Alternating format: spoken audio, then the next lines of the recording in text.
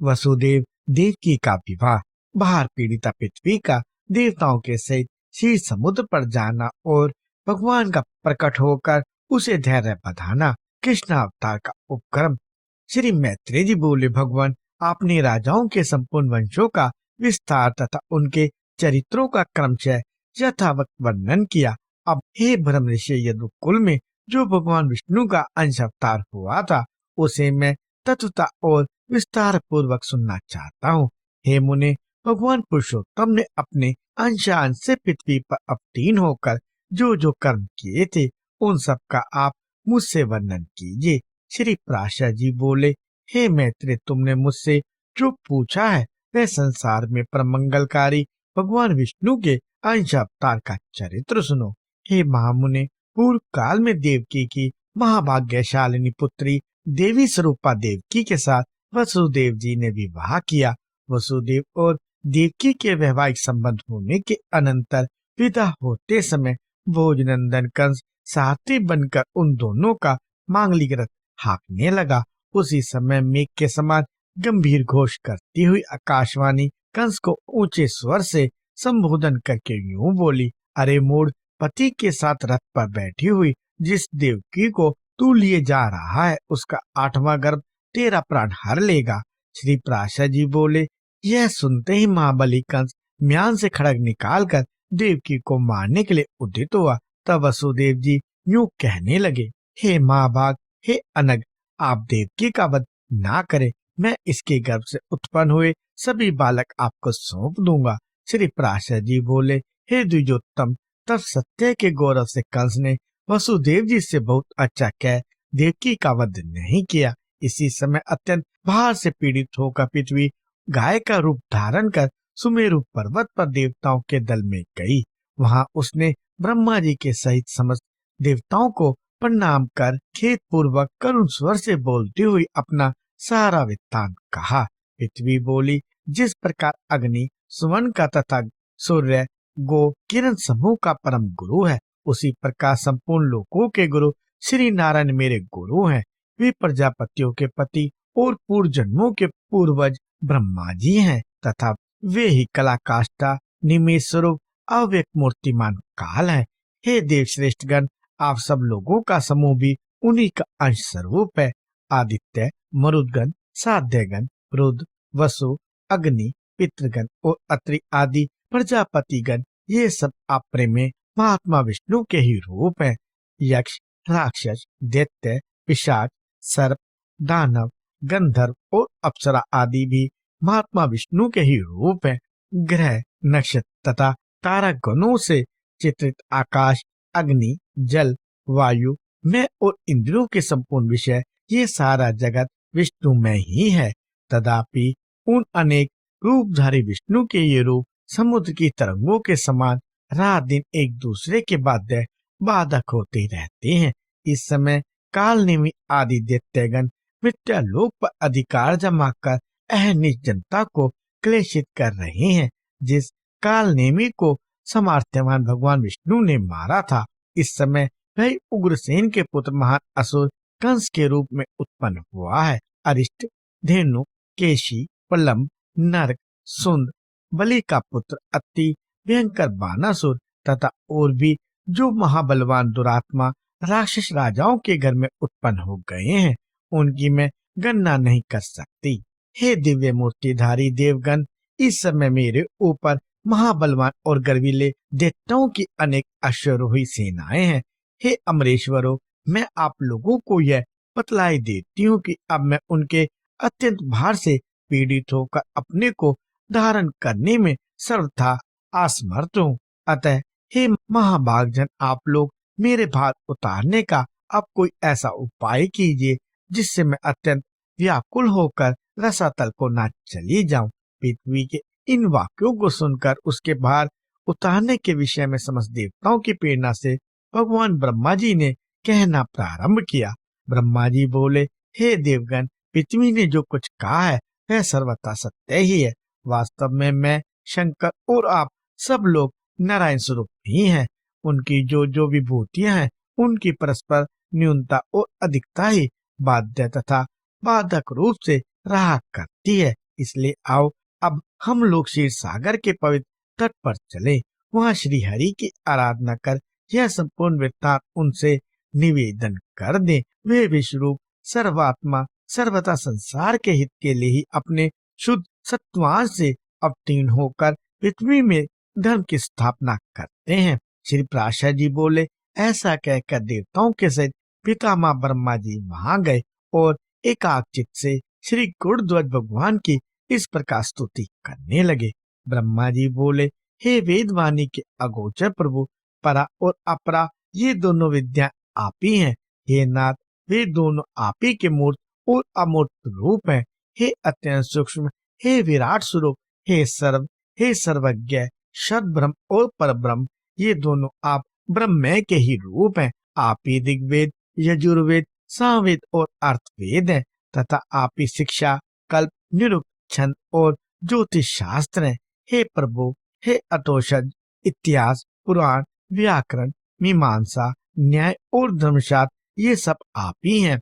हे आद्यपते, जीवात्मा, परमात्मा, स्थूल, सूक्ष्म, देह तथा उनका कारण अव्यक्त, इन सब के विचार से युक्त जो अंतरात्मा और परमात्मा के स्वरूप का बोधक तत्वमसी वाक्य है, वह भी आपसे भिन्न नहीं है। आप अव्यक्त, अनिर्वाच्य, अचिंत्य, नामवन से रहित, हाथ पांव तथा रूप से हीन, शुद्ध, सनातन और पर से भी पर है। आप कानहीन होकर भी सुनते हैं, नेत्रहीन होकर भी देखते हैं, एक होकर भी अनेक रूपों में प्रकट होते हैं, हस्तपाद आदि से रहित होकर भी बड़े वेगशाली और ग्रहण करने वाले हैं तथा सबके अविद्या होकर भी सबको जानने वाले हैं।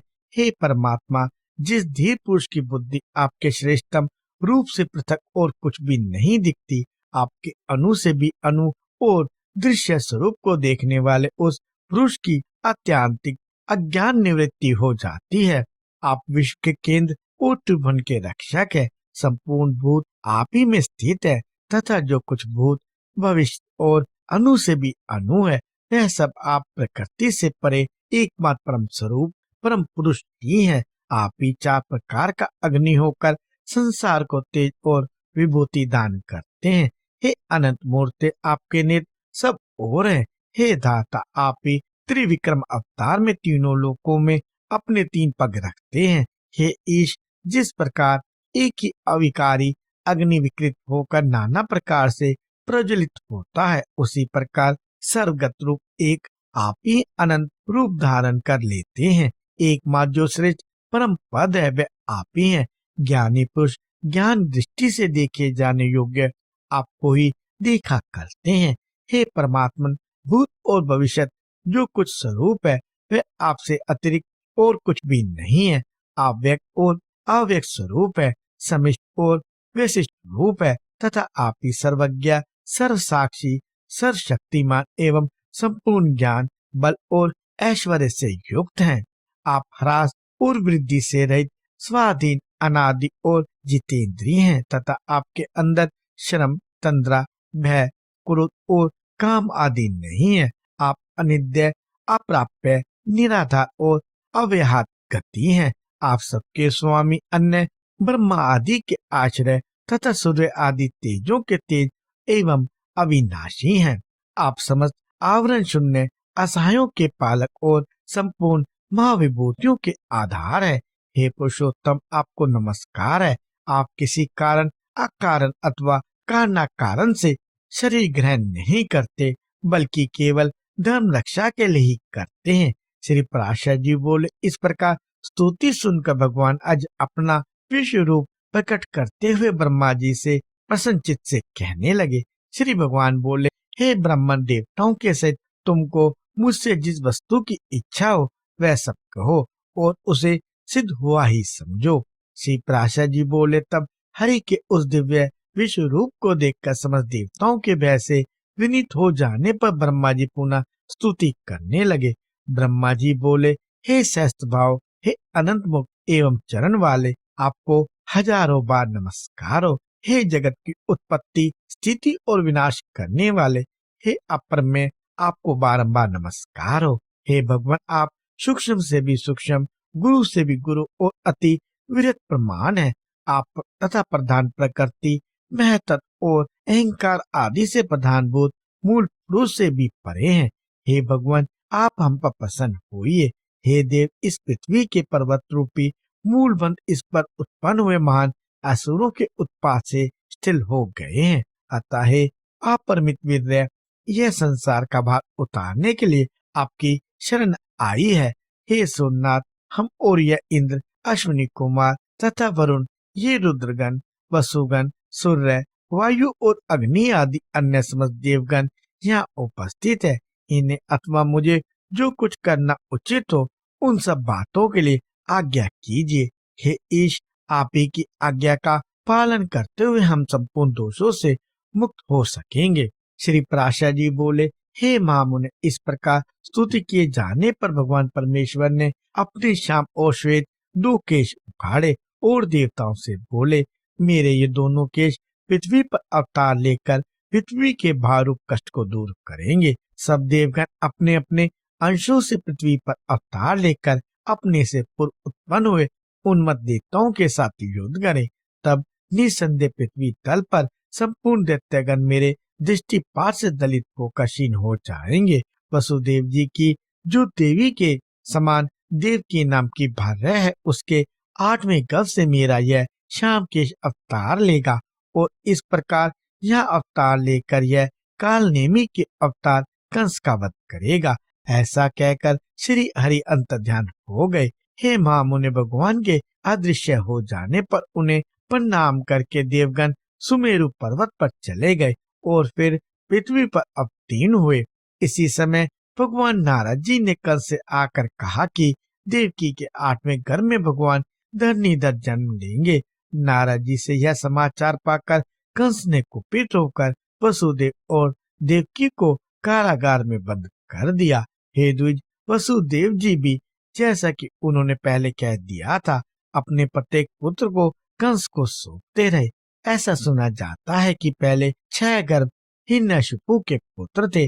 भगवान विष्णु की प्रेरणा से योग निद्रा उन्हें क्रमशः गर्भ में स्थित करती रही। जिस अविद्या रूपनी से संपूर्ण जगत मोहित हो रहा है, वह योग निद्रा भगवान विष्णु की महामाया है। उससे भगवान श्री हरि ने कहा। श्री भगवान बोले, हे निद्रे, जहाँ मेरी आज्ञा से तू पाताल में स्थित 6 गर्भों को एक एक करके देवकी की खुशी में स्थापित कर दे। कंस द्वारा उन सबके मारे जाने पर शेष नामक मेरा अंश अपने अंशांश से देवकी के 7वें गर्भ में स्थित होगा। हे देवी, गोकुल में वसुदेव जी की जो रोहिणी नाम की दूसरी भार्या रहती है, उसके उदर में उस 7वें गर्भ को ले जाकर तू इस प्रकार स्थापित कर देना जिससे वह उसी के जठर से उत्पन्न हुए के समान जान पड़े। उसके विषय में संसार यही कहेगा कि कारागार में बंद होने के कारण भोजराज कंस के भय से देवकी का 7वां गर्भ गिर गया। वह श्वेत शैल शिखर के समान वीर पुरुष गर्भ से आकर्षण किए जाने के कारण संसार में संकर्षण के नाम से प्रसिद्ध होगा। तदंतर हे शुभे, देवकी के 8वें गर्भ में मैं स्थित होऊंगा। उस समय तू भी तुरंत ही यशोदा के गर्भ में चली जाना। वर्षा ऋतु में भाद्रपद कृष्ण अष्टमी की रात्रि के समय मैं जन्म लूंगा और तू नवी को उत्पन्न होगी।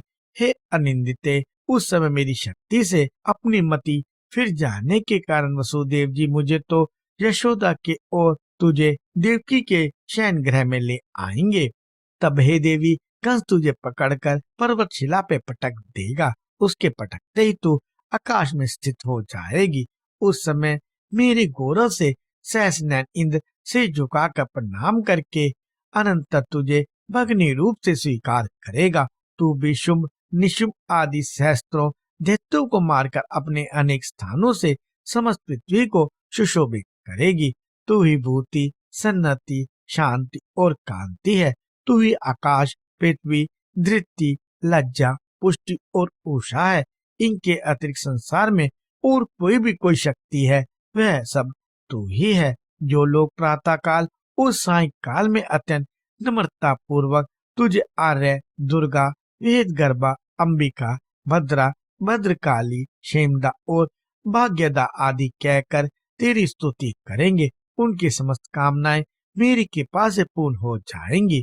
मदिरा और मांस की भेंट चढ़ाने से तथा भक्ष्य और भोज्य पदार्थों द्वारा पूजा करने से प्रसन्न होकर तू मनुष्यों की संपूर्ण कामनाओं को पूर्ण कर देगी। तेरे द्वारा दी हुई ये समस्त कामनाएं मेरी कृपा से निसंदेह पूर्ण होंगी। हे देवी, अब तू मेरे बताए हुए स्थान को जा।